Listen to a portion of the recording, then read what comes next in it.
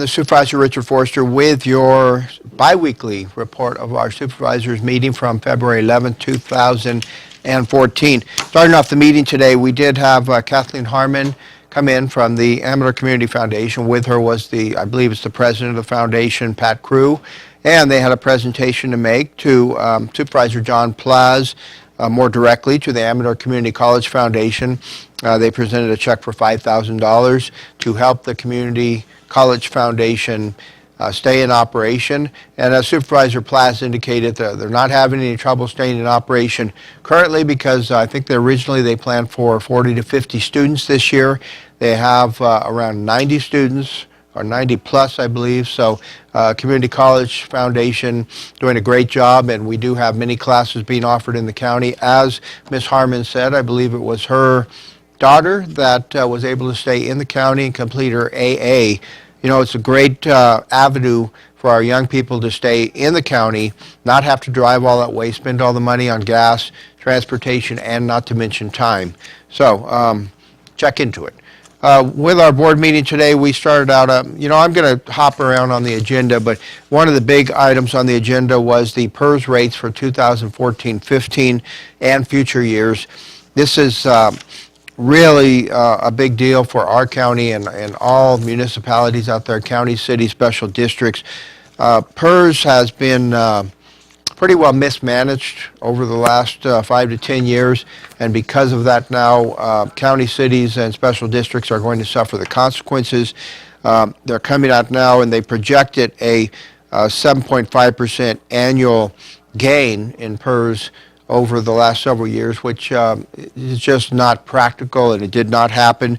Because of that, they have to recover all of the inequities that are built into PERS. The way they're going to do that is by coming back, and I'll speak specifically to our county, but this is the same for all percentage-wise.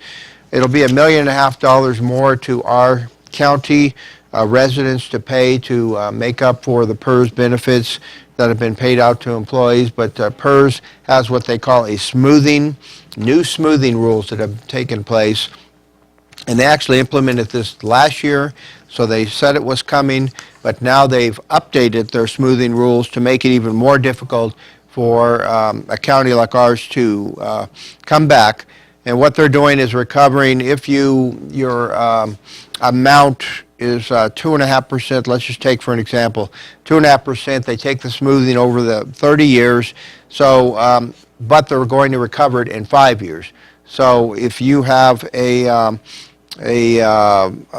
inequity in there of 0.5% of 2.5%, they're going to recover 0.5% each year.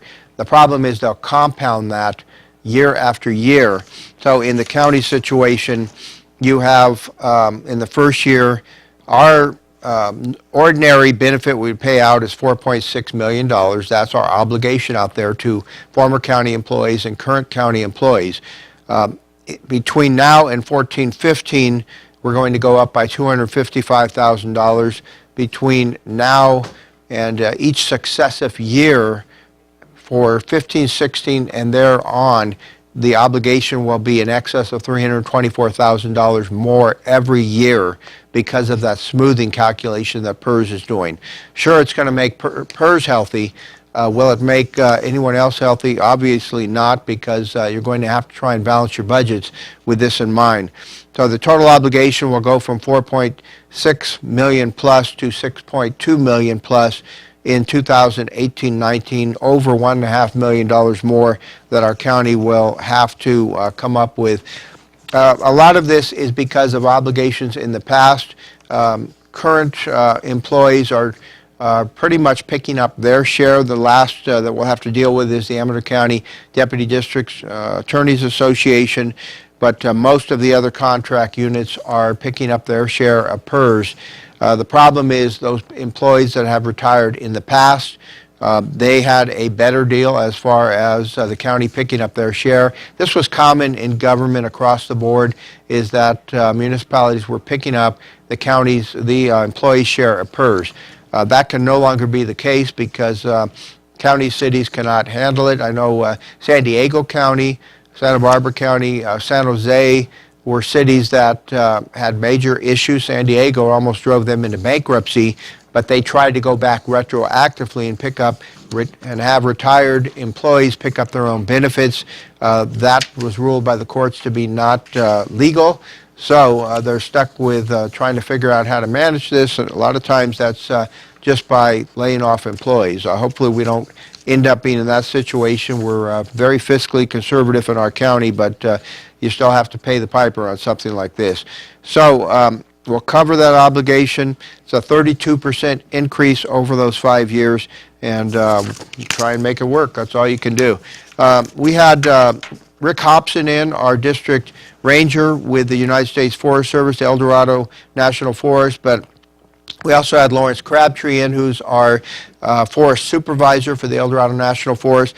I'm going to give Forest Service a lot of credit on this issue, because Lawrence Crabtree has come in basically not knowing our area very well, but a long-term U.S. Forest Service employee, and Rich Hobson has really worked with our team at the county, with Ted Novelli and John Plaz, on these forestry issues, especially the issue that's at hand, where it's the road closures because of the travel management plan that came out with the Forest Service. They were sued on that plan.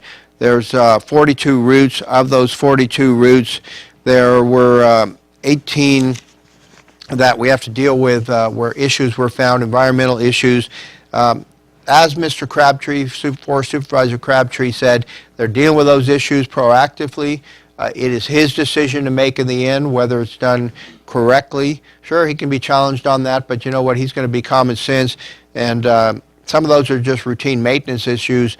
Others are actually going in and doing some work to different areas to make sure that there is no erosion of stream beds and things like that.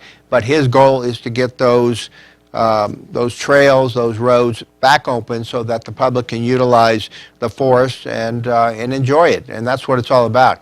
It's the forest belongs to you and I. Forest Service sometimes acts like it belongs to them. Mr. Crabtree and Mr. Hobson have the right idea here. Forest is for everyone to enjoy, and they want to make sure that happens. Sorry I couldn't get to more, but if you do want to catch up on it, give us a call, 223-6470 at the Board of Supervisors office, or go online and check it out. We're going to go on over to Sue Ann.